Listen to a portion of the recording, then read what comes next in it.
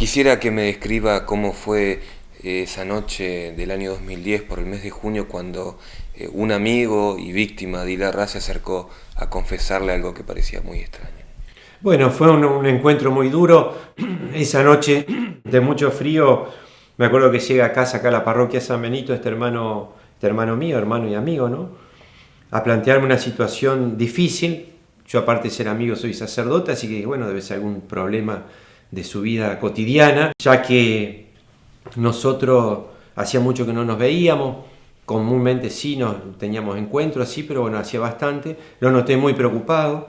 Y bueno, fue ahí donde él me empezó a contar y a relatar: yo te quiero contar lo que me pasó en el seminario con el padre Larraz.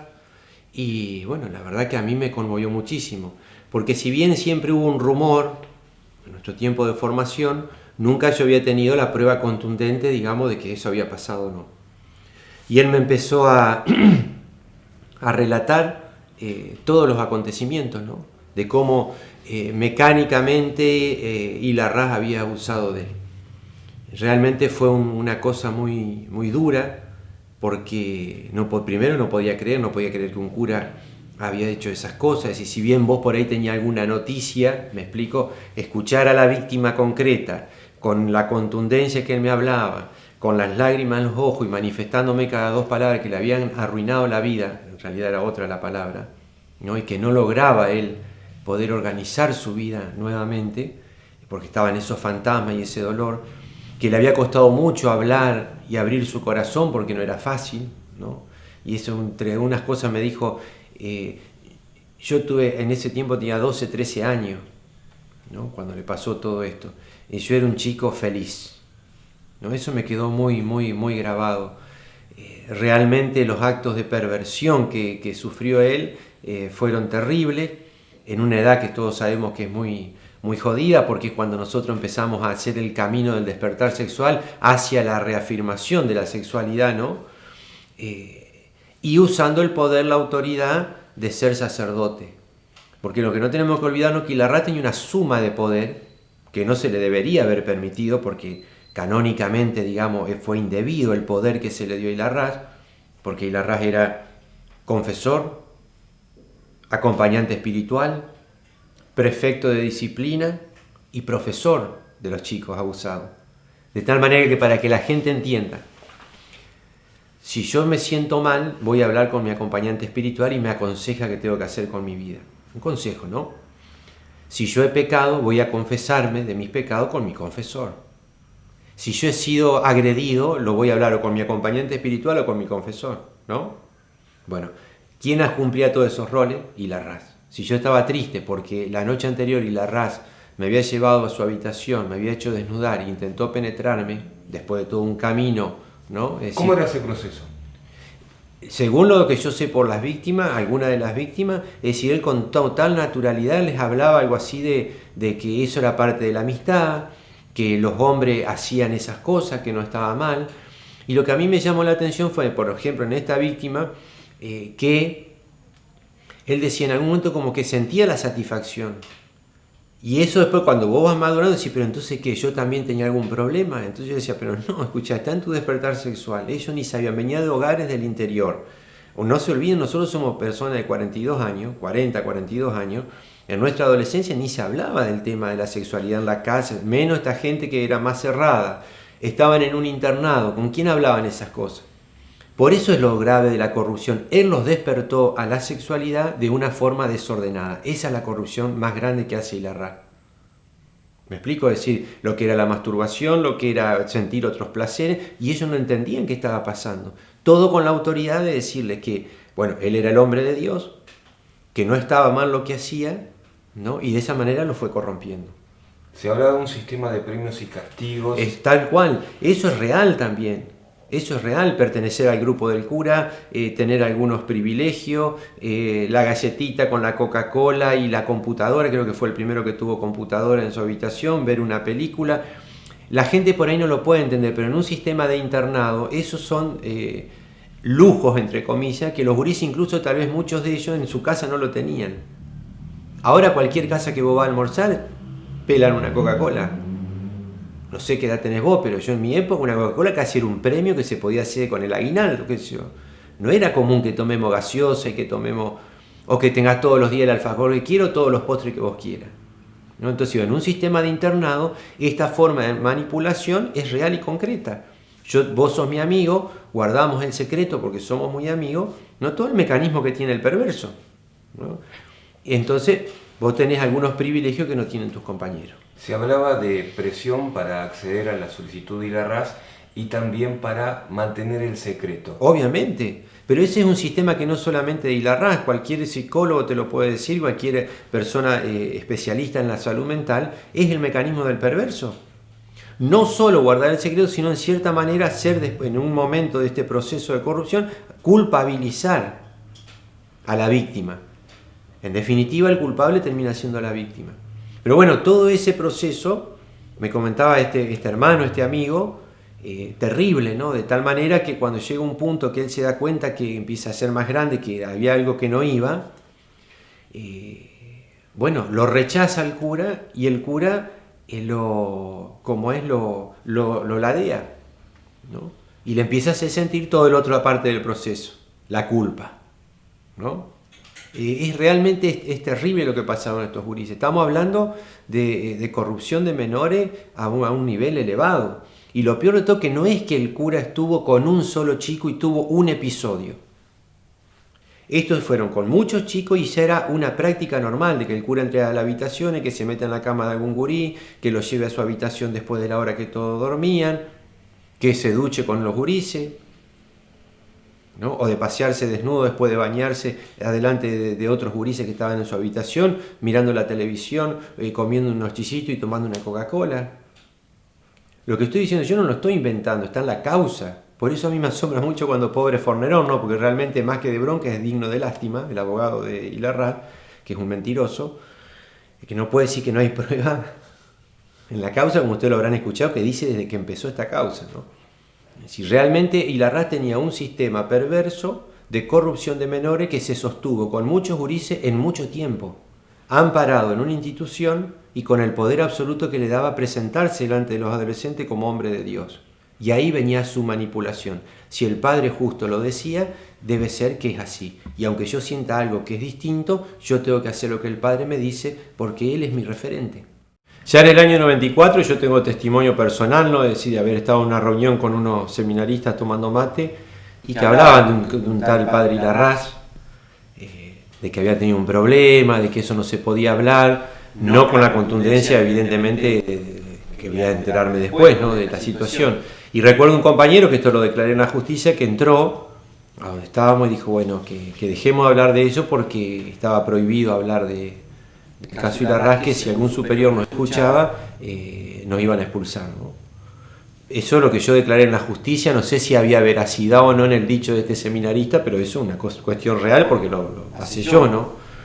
Así que había como un clima de que ya se comentaba que algo raro había pasado con este cura en relación con algunos gurises de los cuales él era superior.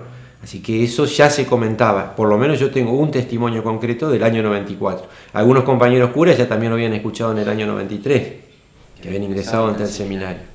Después ya siendo cura, evidentemente que entre los curas era muy fuerte, ¿no? El rumor y el hecho concreto de lo que había hecho ILARRAS.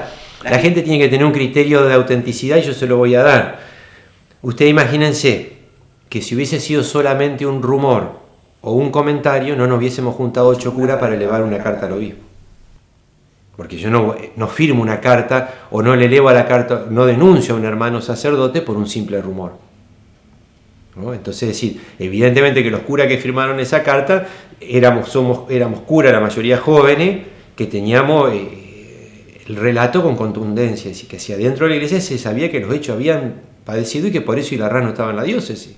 ¿Qué se sabía de ese juicio diocesano del cual se habla? Yo del juicio diocesano propia, que no es un juicio, sino que fue una investigación diocesana, yo me entero de esa investigación diocesana a partir de que la víctima en 2010 me relata toda esta situación y empieza uno un poco a investigar a ver qué era lo que había pasado concretamente, ¿no?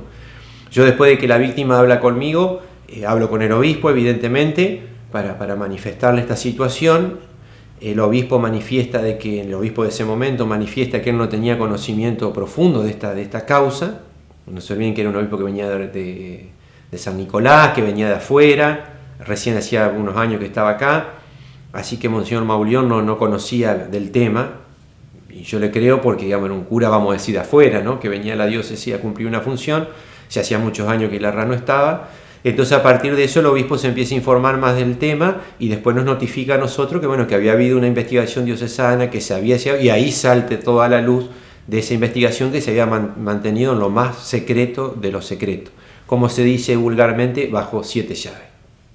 ¿Cómo fue esa mañana o esa tarde o ese día donde estos 8 curas se juntaron y después de esa reunión salió como producido la carta? Lo real y concreto fue que nosotros teníamos una reunión ordinaria de decanato. Los decanatos son sectores de los grupos de parroquia que se juntan por la proximidad, por la realidad pastoral, eso forma un decanato.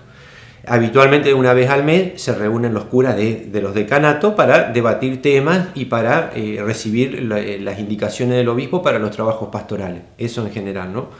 En esa reunión uno de los sacerdotes manifiesta que él había tenido, un familiar de él había tenido un inconveniente de este estilo con un cura, y entonces manifiesta su disconferencia: no podemos seguir con esto de los curas abusadores y de los curas que llevan una doble vida y de los curas que obran mal. Y manifiesta este sacerdote que también tiene información él de que el caso Ilarrá estaba que saltaba a los medios y que había que hacer algo, porque era increíble que el cura esté siguiendo siendo cura, ¿no? y que no se haya hecho nada. De ahí surge el deseo de la carta. Yo en esa reunión manifiesto junto al padre Pepe, manifestamos que nosotros también tenemos información sobre el tema de causa Ilarrá porque nos había visitado una de las víctimas.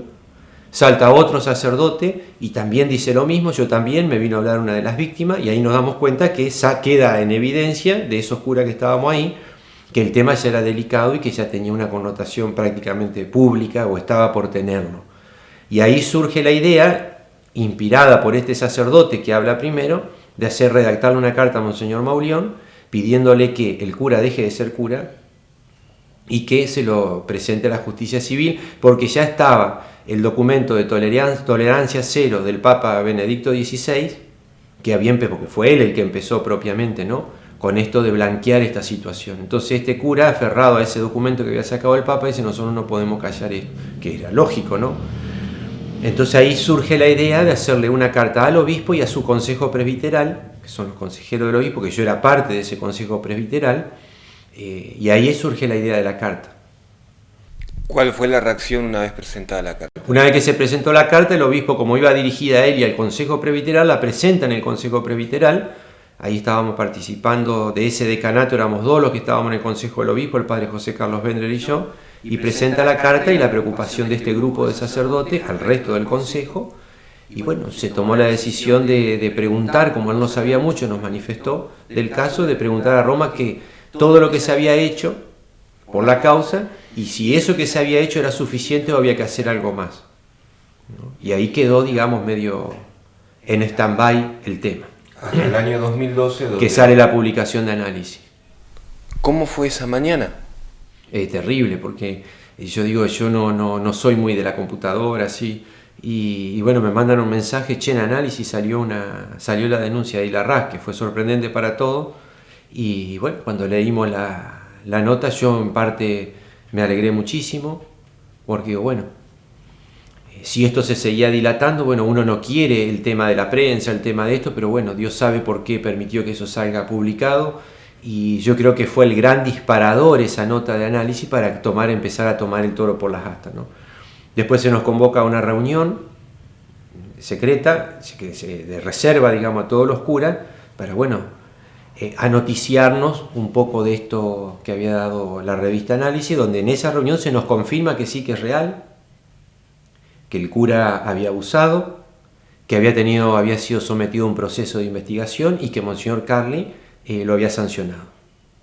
Eso se nos dijo a los 120 curas. Por eso los curas que andan diciendo por ahí, algunos curas, que esto es un ataque a la iglesia de la prensa, que esto es las víctimas quieren dinero, están mintiendo porque a sus comunidades, porque los obispos, tanto Puigari como Monseñor Carli, nos confirmaron de que Ilarrá era culpable, que los hechos acontecieron y que había recibido su sanción.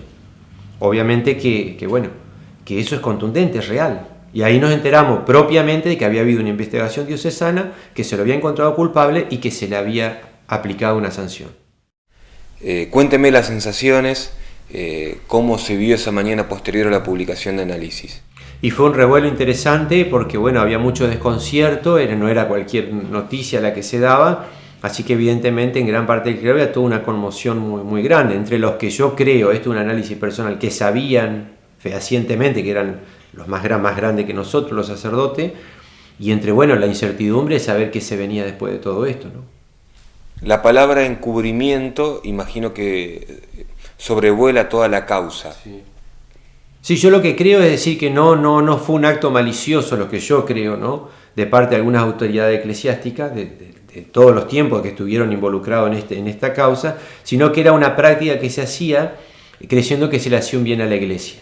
Para cuidar la fe de nuestros fieles, para que no se escandalicen de los pecados de sus pastores, esto se ocultaba y se mantenía en silencio para no dañar a la Iglesia, que es una práctica que sin haber tenido mala intención evidentemente nos trajo muchos problemas a la Iglesia, porque no se le hace ningún beneficio a la fe de los fieles ocultar la miseria de sus pastores.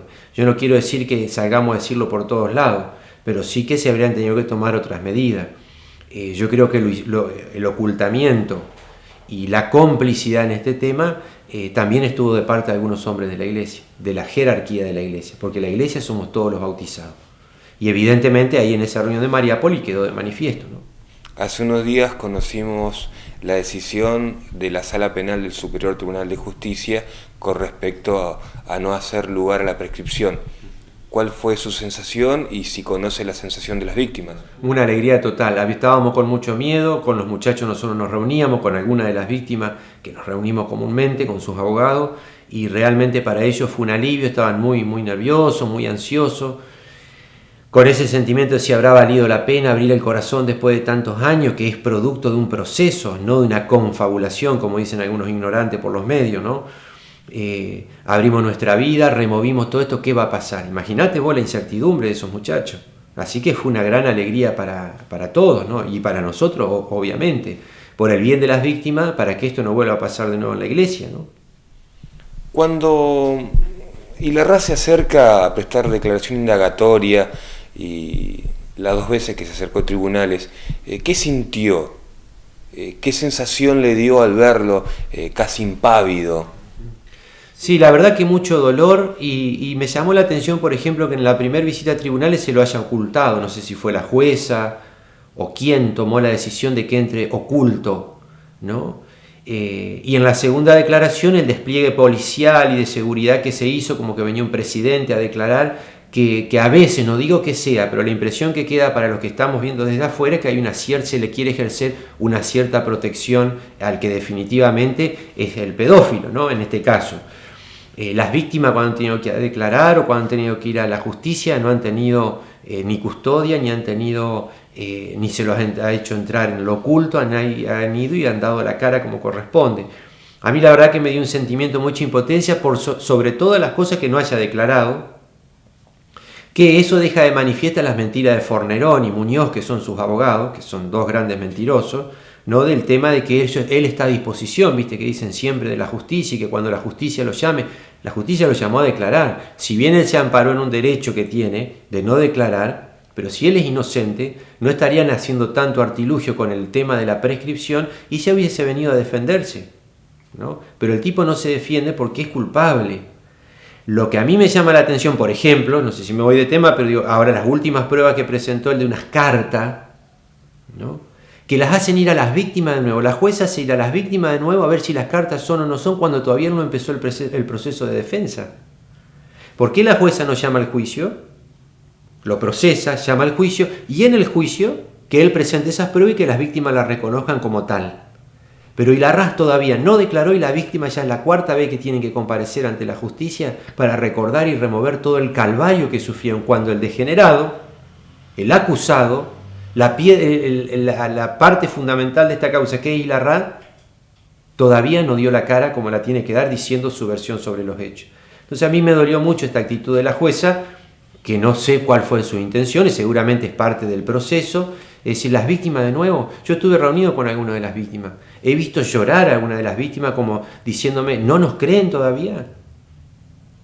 El que nos abusó, no le pasa nada. Y nosotros ya de nuevo tenemos que ir a tribunales.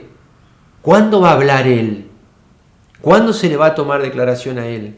¿Cuándo la justicia va a poner los medios necesarios para que esto pase? Estoy hablando en este caso de la doctora Firpo, ¿no? Porque el tribunal ha sido impecable, los jueces anteriores también, la doctora creo que está trabajando bien, pero yo le digo a la doctora ahora, piense doctor, ¿usted pensó en esto?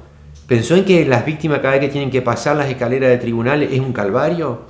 ¿Usted pensó que cada vez que viene a la memoria lo que ellos sufrieron, con el agravante que aún todavía no se le está creyendo en cierta manera lo que ellos testimoniaron? ¿Que es fácil? Basta de citar a las víctimas a tribunales, que lo sienten a Ilarraz como corresponde y que Ilarraz diga lo que hizo. Que empiece el juicio de una vez. Son 4 años de calvario para estos muchachos. 4 años de muchachos que algunos tienen su familia, otros están afectados, no pudieron formar su pareja o darle un rumbo a su vida. Son muchachos que están esperando que les creamos. Ilarraz, con toda la cara durez, no impávido, cara dura, diríamos en el barrio, se presenta. Después tenés que escuchar al mediocre de su abogado defensor, que es Fornerón, decir que acá no hay nada, que no hay prueba, que todo está pergeñado. Y por otro lado tienen que aguantar las víctimas que algunos sacerdotes y algunos miembros de la jerarquía de la iglesia le hayan dicho a muchos fieles que esto es una campaña de los medios de comunicación contra la iglesia y que las víctimas lo único que quieren es dinero. Eso han dicho algunos consagrados de las víctimas y las víctimas lo saben. Entonces, pongámonos por un momento en el lugar de ellos. Si yo estoy en esto con el padre Pepe ahora y con otros curas que también nos acompañan, pero que bueno, que no tienen el don de los medios, vamos a decir. Es decir, estamos ayudando porque a mí vinieron a golpearme la puerta en mi casa en 2010 y yo en mi conciencia tuve que dar respuesta a esa solicitud. Yo no saco ningún beneficio con esto, ¿no? Entonces decir, seguimos adelante porque estos hechos ocurrieron. Entonces es muy triste para las víctimas que todavía algunas personas de la justicia no le crean porque con los hechos no le están creyendo. Y para porque vos, lo único, que está haciendo Ilarraz es dilatar porque no quiere llegar a juicio. para usted y para las víctimas, que justo José Ilarraz todavía siga siendo sacerdote. Un dolor terrible, porque sabe cómo empieza todo esto y la gente lo tiene que saber a esto. Las primeras víctimas aparecieron pidiendo internamente que no sea más cura, nada más. Ahora, si alguno de la jerarquía se durmió en esto o no hizo lo necesario, es el resultado que haya saltado a los medios. Porque si en su momento, cuando los curas hacemos la denuncia, la famosa carta, automáticamente Ilarraz se lo sanciona y se lo saca del ministerio y se sigue con el proceso como pedía el Papa Benedicto XVI, esto no hubiese pasado. Ya hubiésemos solucionado esto. Yo creo que hay autoridades de nuestra iglesia que lo que tenían que haber dicho, hicimos lo que creíamos que teníamos que hacer, pero hoy nos damos cuenta que nos equivocamos, que no fue suficiente, pedimos perdón y nos ponemos a disposición para que todo salga adelante. Pero eso no se hace solamente con un comunicado de prensa, se hace con hechos concretos y dando la cara en los medios y dando la cara en la justicia. Pero obviamente que es un dolor terrible, que Él siga administrando los misterios de Dios, digo, cuando con esas mismas manos y con ese mismo cuerpo violentó y corrompió los misterios de Dios que se daban en